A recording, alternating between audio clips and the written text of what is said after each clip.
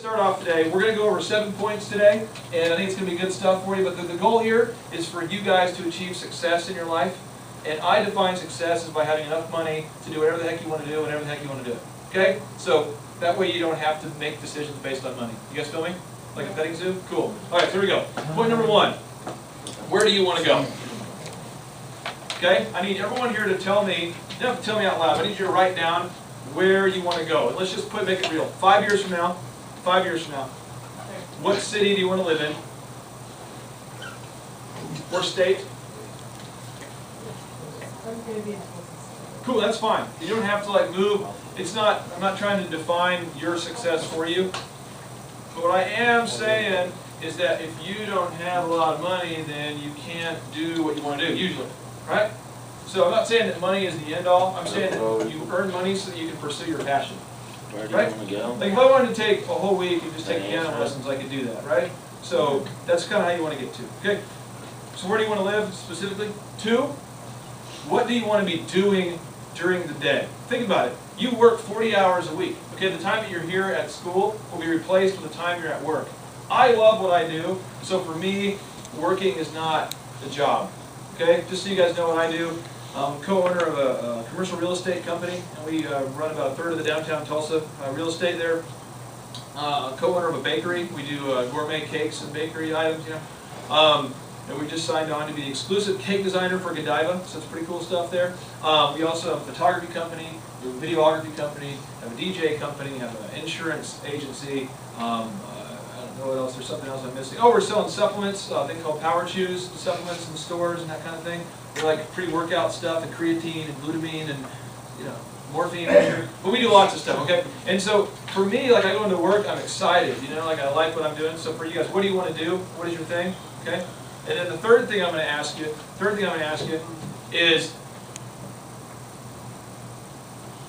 describe your living situation. Are you like in a condo? Are you in like a house? Are you in a bus? Are you living with your mom? Are you in a dorm room? 5 years. Oh. Describe 5 years from now your living situation. Do you want to be? Where do you want to be? Like what kind of living standard? Okay. Notice I didn't say 10 years from now. I said 5. Okay. Right. So with that being said, we start our journey. So our journey is to wherever you want to go, because you know where I want to go might be different than where you want to go. Cool. I have 5 kids. That's my brother-in-law in the back there. But I have 5 kids. There's 9 businesses and 5 kids, so it's kind of a busy life right now. But it's a deal where I am happy with where I'm at. You know, I like what I'm doing, but you probably wouldn't like what I'm doing. Okay? So, point number 2. I want you to draw somewhere on it. Point number 2, just write this down. Comfortable cages. Comfortable cages. Point number 2, comfortable cages. Comma. Vikings. Vikings, you know, like the guys who plunder people. R. Vikings. Okay? Comfortable cages. Vikings. And bags of money. This is point number 2. Comfortable cages, Vikings, and bags of money. I'm going to use this incredible board, okay? But everybody just kind of draw on your sheet of paper here. You can draw your own cage here. This is a cage. Okay, this is a cage. Okay, cage, cool. Then over here we have, see here, good. We got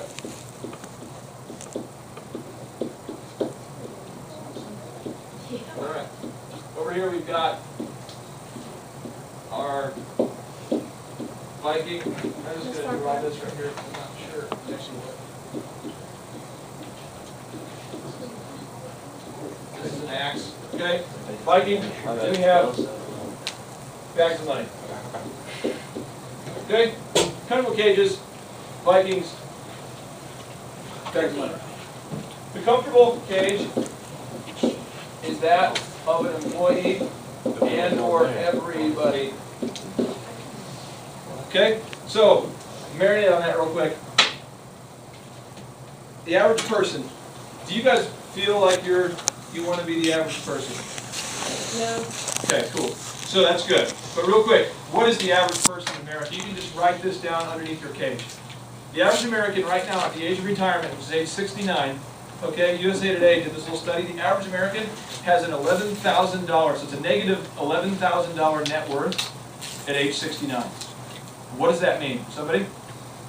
Anybody? means they owe $11,000 more than they have when it's time to retire.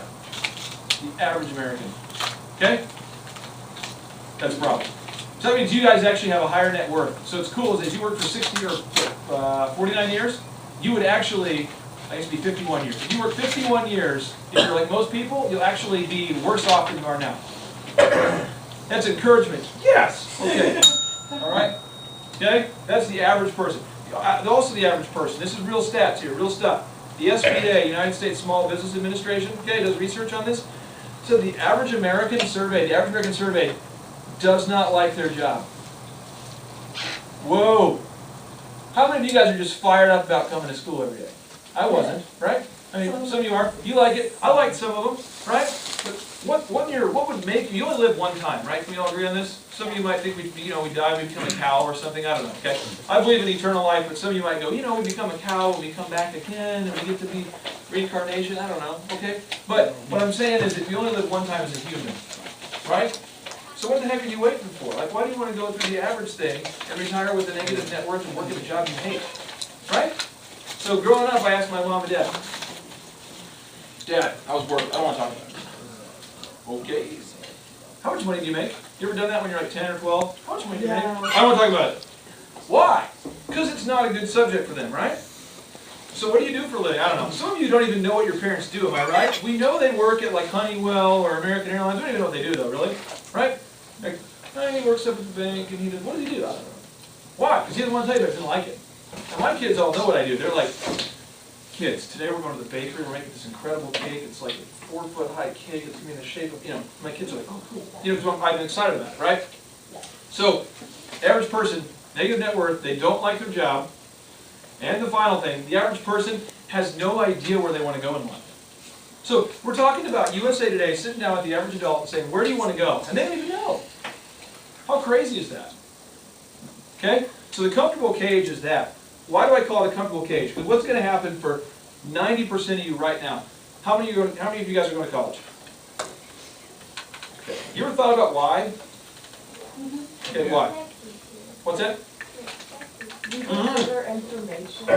You're expected to. So let's talk about it real quick. When you're 7 years old, go with me to age 7. Somebody smells weird. Somebody smells weird. We're at 7 years old. Somebody smells weird. We're dressed weird. We got sweatpants on. We're 7. We're in class. And the teacher says, what do you want to be when you grow up? Right? And you go, I want to be a fireman, space, something in space. I want to be a pro athlete. I want to be a doctor or a nurse. I want to be a veterinarian. I want to be a, right? Yeah. But then all of a sudden when you're age like 30, you're like, well, I just want good benefits and, I hope I don't die. I hope I have a good life. I just have good benefits. What the heck happened? Right?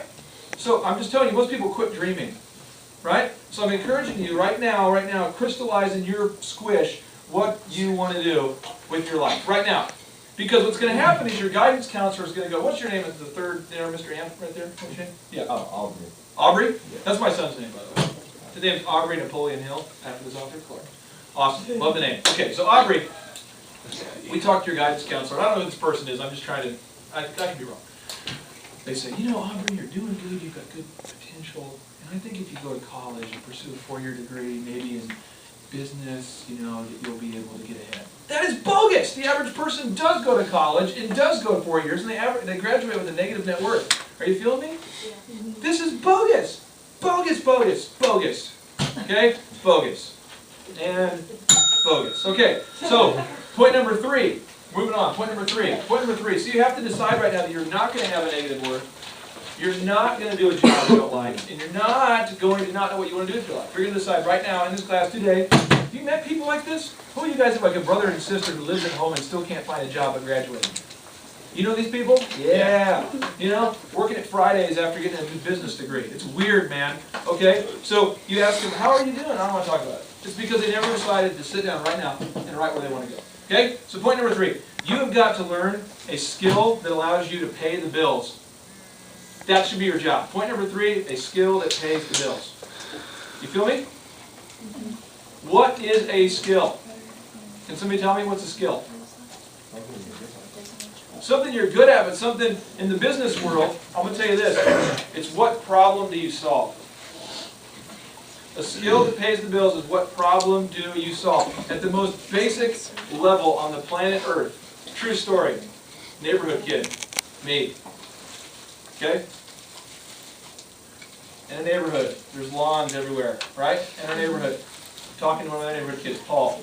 Paul, Fiedler, what are you doing? Oh, dude, I'm mowing lawns today. Really? How'd you get started? Well, I just asked my neighbor if he wanted me to mow the lawn. And he said, I already have somebody. And I said, well, I'll do it cheaper. Boom, he solved the problem. The neighbor wanted his lawn mowed. He didn't want to mow it himself. Paul's going to mow it cheaper. All of a sudden, Paul's, 15-year-old landscaping guy.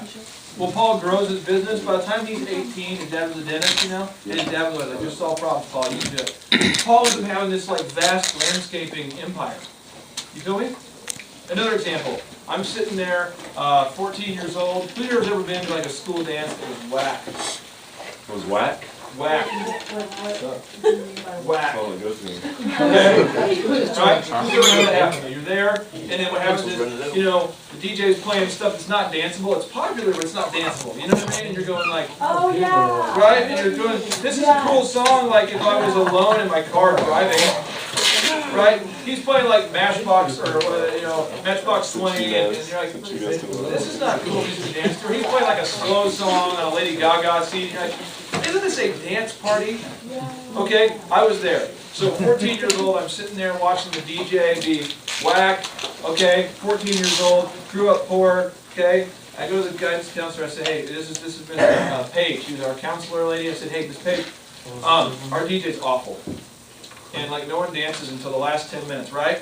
And then we slow dance. It's weird. No one dances while standing up against the wall, and then we have the last 10 minutes. I said, hey, is there any way that I could DJ the dances? Because I could just make them stick. It's awesome. Just change it, world change. She says, well, you ever DJ before? Oh, yeah. So anyway, she says, sure. And I said, well, here's the deal. We've never had more than a couple hundred people, right? She said, yeah. I said, here's the deal. If I can get more than 200 people there, for every person who attends after 200 people, I want to keep the door, $5. That goes to me. That's my fee. I don't get paid anything if I DJ, other than $5 per head after the first 200. Right? Yeah. So she says, okay, you can do it. So thus, DJ Claytus, my first job, was born. Okay? So I went around promoting this dance, and then I called these different companies that sold pop. I think it was Volt was one of the companies. I called them up, like Pepsi, and I said, hey, would you guys want to sponsor a school dance? It's awesome. And they said, no, keep calling. Finally I have someone say yes. The guys from Vault sponsored the dance. They sponsor the dance, which means I get free pop, right? So I go to Miss Paige. Miss Paige, hey, if I sell pop, can I keep all the proceeds? Yes. Oh, you know what I'm saying? So now there's 400 people at the dance. Dancing the entire freaking night because I'm rocking the mic, getting people on the floor, crazy light show. It's ridiculous. And then in one night, I'm making $1,200 and I'm 15 years old, right? Because I solved the problem. The problem was the dances were awful, right? The problem was the dances were awful. In middle school, I discovered that you can't have gum, right? Can you have gum here or not have gum? Yeah, gum. Okay, was it kind of a big deal in middle school you couldn't have gum? Yeah. I was the gum peddler. What's that? Okay, well, I was the gum peddler. I was like, hey, you need gum? I've got gum. You want gum? I've got gum. Well, how much is your gum? Well, my gum it's expensive gum because I'm the only one who has any gum. 25 cents? Are you kidding me? You bought it for 50 cents. I know, 25 cents per piece. I started selling gum. The principal said you can't sell gum, but I solved the gum problem. Right? That was for profit. Okay, for profit. Right. You do that too? Yeah. Come on, baby. What's your name back there? What is your name? Evan. Evan. Solving problems. I love it. Okay? So, here's the deal. Solving problems. What is the problem you're going to solve? What's the skill that you have to pay the bills, right? Skill. So if you go to a job interview after graduating from college and you cannot solve the problem, you are in trouble. Right? You show up at the job interview. What do? Well, I've got my bachelor's in political science, and so you studied politics to the point that it became a science. You're weird. I don't want to hire you. Right? I mean, there's people that have a degree and then don't do anything related to their degree now as a job. Yeah. All the time. It's weird. Okay? A college degree is basically a merit badge that says, look, I didn't quit after 4 years. You're going to pass. You're going to graduate from TCC if you just enroll online and have your brother take the test for you. I mean, it's easy stuff. Okay? So I'm just telling you guys, some of you need to go to college. You're going to be an architect. Who wants to be like an architect or a doctor? Or, okay, so you're after college. You know what I mean? You can't just get a book and go, I talked to this guy, he's a speaker, he came in, he's talking about Vikings, and I read this book, and so I want to operate. You know what I mean? No one's going to do that. Unless you're Dr. Dre, then you can be the doctor. Okay? But what is the problem that Dr. Dre solved? What was the problem that Dr. Dre solved? What? Beats. Beats were awful at the time. So he came in and he actually brought live instrumentation to hip-hop, and he brought a different edge to it, and he solved the problem. Right? That's the problem. What's the problem that Oprah solved? Somebody tell me. Keep going, though. Why did people watch her show? How many girls have ever watched Oprah? Why does your mom watch Oprah? Why do you watch it occasionally? Why is Oprah so popular? She brings issues up. Would you say that she's almost like an encourager for America? Yeah. Like, hey, you're going through a bad marriage. Hey, I've got somebody here today that can teach you how to, right? Yeah. So Oprah is out there solving problems with women. Okay? Why do you think Oprah solves problems for women? Why is she passionate about that? Because she wants it. Because she was sexually abused. Okay? So she had all sorts of issues, and she decided, I'm going to get to a place where I can share and help women. Okay? So that was her passion. So I'm asking you today, what is a problem that you're passionate about solving? You got to write it down. I don't want to move on to the next part if you don't have something. If you don't have something, it's okay, you can find something. I'm just saying you've got to have something. If you go to college, homeboys, homegirls, check it out. $15,000 a year, $8,000 a year, whatever. They're going to charge you to go to college. And then you're going to graduate with a piece of paper that says that you don't know anything about anything specific. That's rough.